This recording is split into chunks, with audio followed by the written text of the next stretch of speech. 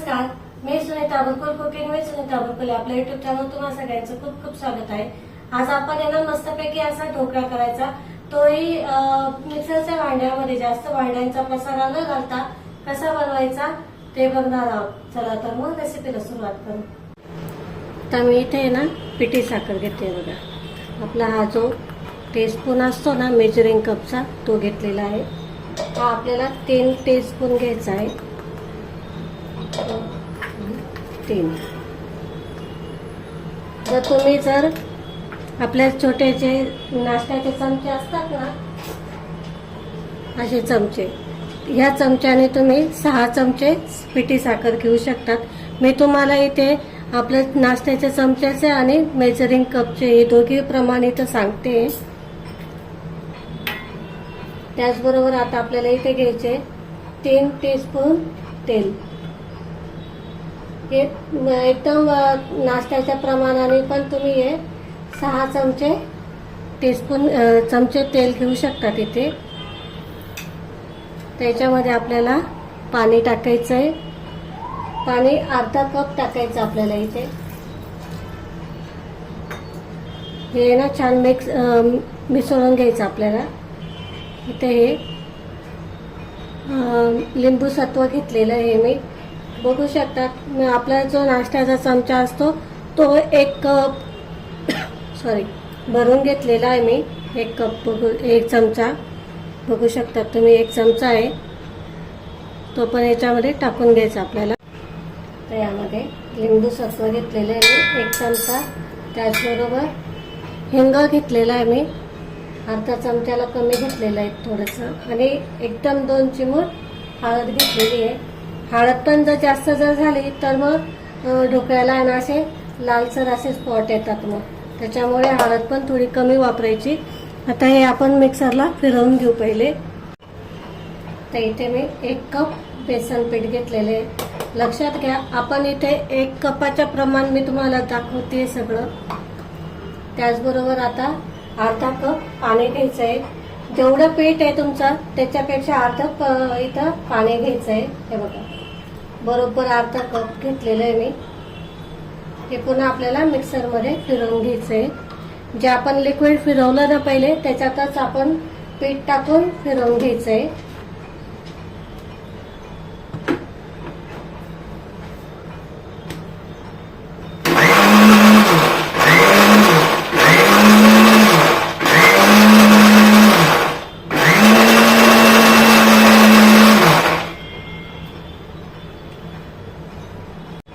हे बघा, असं परफेक्ट झालं पाहिजे। तुम्हाला चमच्याने दाखवते, हे बघा असं झालं पाहिजे। एखादा 2 चमचा पाणी थोडंसं वाढवलं तरी चालेल, पण जास्त टाकू नका पहिले सुरुवातीला, नंतर टाकता येतं। असं पाहिजे आपल्याला। बघा, असं जास्त पातळ झालं तर मग ढोकळा तुमचा बनणार नाही। आता इथे मी हा कप याचा केकचा टेन घेतलेला आहे बघा, असा घेतलेला। याला पूर्ण तेल लावून घेऊ आपण। तुम्ही काही घेऊ शकता, स्टीलची थाळी वगैरे काही घेऊ शकता। तुम्हाला ज्याच्यात बनवायचा त्याच्यात बनवू शकतात। पहिले फक्त याला तेल लावून घ्यायचं ज्याच्यात करायचं आहे त्याच्यामध्ये। आता आपण हे जे मिश्रण आहे हे ओतून घेऊ। आता आपण यामध्ये थोडंसं मीठ टाकायचं आणि सोडा टाकायचा आपल्याला। बघा, इथे मी हा जो चमचा आहे, छोटा चमचा बघू शकता, 1 पूर्ण भरून टाकते मी आणि 1 सेकंदासाठी फिरवून घ्यायचं आपल्याला। हे बघा, लगेच पटकन ज्याच्यात बनवायचं आहे तुम्हाला त्याच्यात ओतून घ्यायचा। हे बघा किती छान मस्त झालेलं आहे, बघू शकता। तर हे जे आहे ना एकसारखं करून घ्यायचं। लगेच गरम पाण्यावर हे बघा, आता याच्यावर आपण झाकण ठेवू आणि 10 ते 15 मिनिटं छान वाफवून घेऊ। हे बघा, आता आपण आहे ना चेक करू, मस्त झालेलं आहे। हे बघा, छान शिजला गेलेला आहे। हा पूर्ण थंड करून घ्यायचा आता आपल्याला। आधीच हे बघा कशा कडा सुटलेल्या आहे। हा थंड करून घेऊ आता आपण। बघा, आता मी ना याची फोडणी करते। त्या भांड्यामध्ये ना मी 1 चमचा तेल घेतलेलं आहे. आपण याच्यामध्ये तेल छान गरम होऊ द्यायचं, मग टाकायचं आपण या गोष्टी.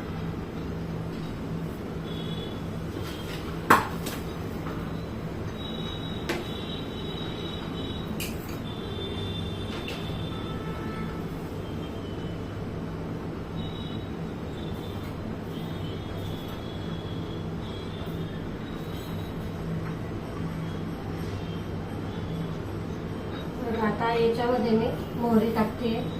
1 चमचा मोहरी घेतलेली होती. त्याचबरोबर आता इथे 3-4 हिरव्या मिरच्या घेतलेल्या आहेत. त्यांना आहे ना मध्ये असे चीर देऊन घेतलेले आहेत.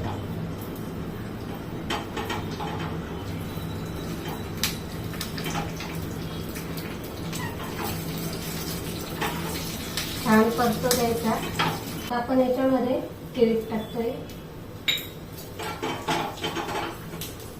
साखर, थोडस मीठ टाकायचं आणि छान परतून घ्यायचंय. पाणी टाकायचंय.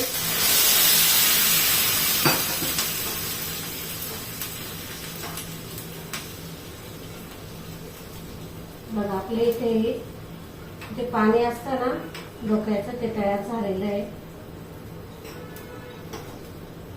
इथे गॅस बंद करते मी.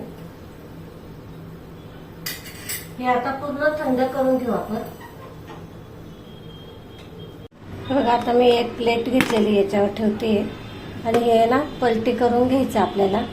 थंड झालेलं आहे हे बघा. असं टॅप टॅप करायचं आणि एकदम मस्त निघतं. मग हे बघा किती छान झालेलं आहे. बघा जाळीदार, बघा किती छान आलेली, मस्त जाळी आलेली बघू शकता तुम्ही. कलर पण छान आलेला आहे आणि स्पंजी पण आहे बघा किती भारी झालेला आहे. कट करून घेते मी सगळं व्यवस्थित असं काप करते. तुम्हाला पाहिजे त्या आकारात किंवा त्या साईजला कापू शकतात तुम्ही, लहान मोठी साईज. अजिबात चाकूला सुद्धा चिपकत नाहीये, म्हणजे इतके भारी झालेला आहे आपला ढोकळा बघू शकतात तुम्ही. सगळं जे मी सांगितलंय ना मेजरमेंट घ्यायचं ते एकदम परफेक्ट आहे.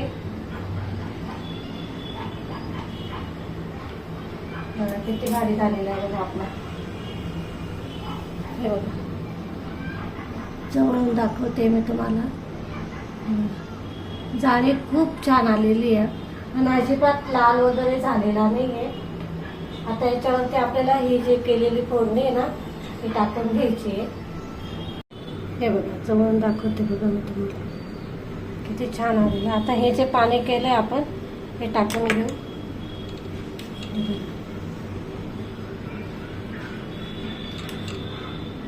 खूप छान झालेले आहे. फोडणी पण मस्त झालेली.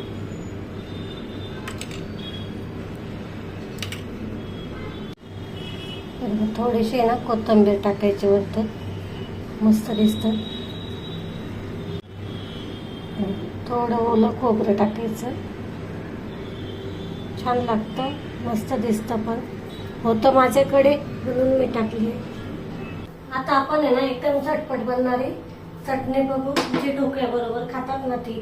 आता मी इथे मूठभर कोथिंबीर घेतलेली आहे, 2 मिरच्या घेतलेल्या हिरव्या मिरच्या. तुम्ही तुमच्या आवडीनुसार घ्या, तुम्हाला चटणी कितपत तिखट पाहिजे त्यानुसार. अर्धा इंच अद्रक, 1 चमचा साखर घेतलेली आहे.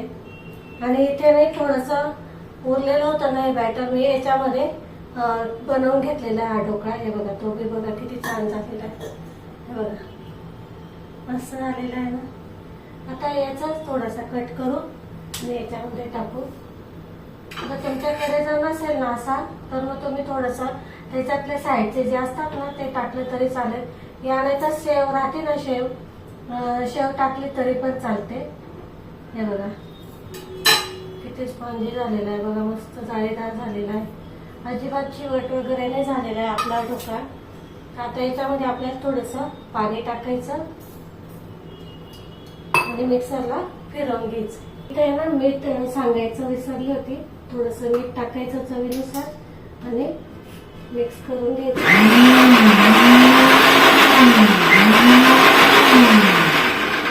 छान मस्त चटणी लागते.